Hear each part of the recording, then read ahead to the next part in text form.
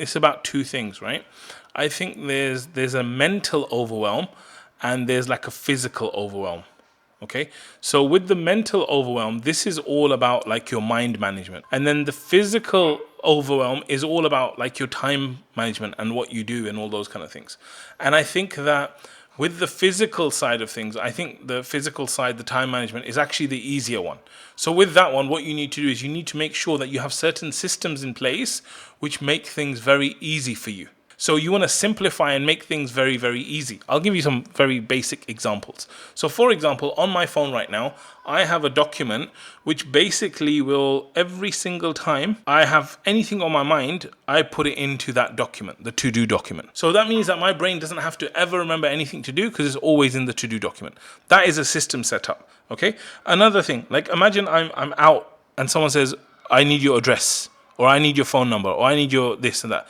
I don't know my address. It's in Morocco. I don't even know how to say the words for the door. Like, forget about the whole address.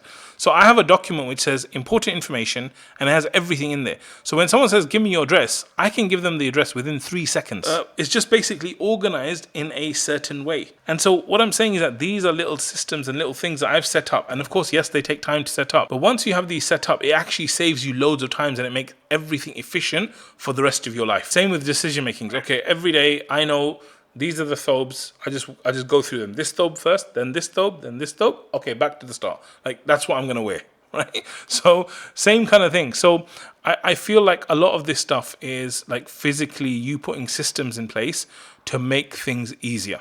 And then part of that is decisions. So you might say, look, I'm helping the family financially.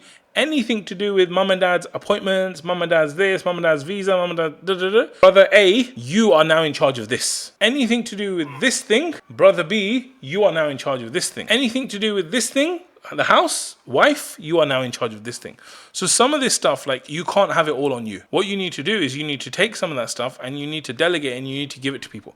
First of all, before you delegate, you want to eliminate. So if there's things that you can get rid of, you want to get rid of those things. And then if there's things that you can automate, so software can do it or something else can do it, then you want to automate. But if you can't eliminate, if you can't automate it, then you want to delegate it.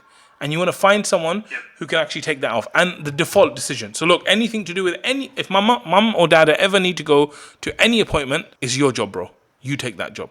And mum and dad ever need to call anyone or book anything, is your job, mate, right? So get it to the point where you basically do a bit of a time audit and you see, where is all my time going? Where's all my effort? Where's all my energy physically going? And then go, right, this class of stuff, these type of things, this is no longer with me now. This is going to this person, this is going to this person, this is going to that person. So physically, like, you need to improve your time management. Part of that is you doing weekly planning, where you sit down once a week and you go, right, what's all the things that are going on in my life? What are the things I need to do? What are the things I don't need to do? Do that weekly planning, do that daily kind of scheduling and stuff. The mind management stuff, okay, this is something I really struggle with. The only thing I miss from my corporate job, when I used to be in a job, the only thing I miss, and I dream of this sometimes, is closing up and going off on holiday. So you have annual leave. Can you believe that? Ironically, the only thing I miss about work is not being at work. When I used to go on annual leave, I would say, right, here's my accounts, here's my work, you go.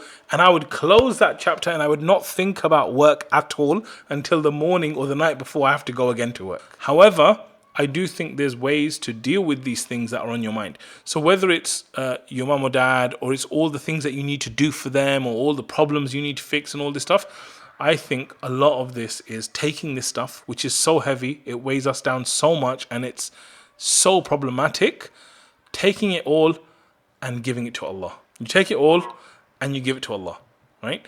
Because with this stuff, it's too much. It's always too much. There's always too many demands. There's always too many things. So I think the key to this mental side of things is to allow yourself some time, but to get better at being present in the moment. So Allah will handle it. I will just say that to myself. And it's amazing because it comes from that book, Feel the Fear and Do It Anyway. She says, Susan Jeffers, she said, just say, I will handle it. But I'm a loser. I can't handle nothing. Well, Allah can handle it, right? So I will just say, when something's bugging me a lot, I'm just saying, you know what? First of all, I do the whole alhamdulillah, this is the qadr of Allah, all that stuff. But also I'm like, you know what? Allah will handle it.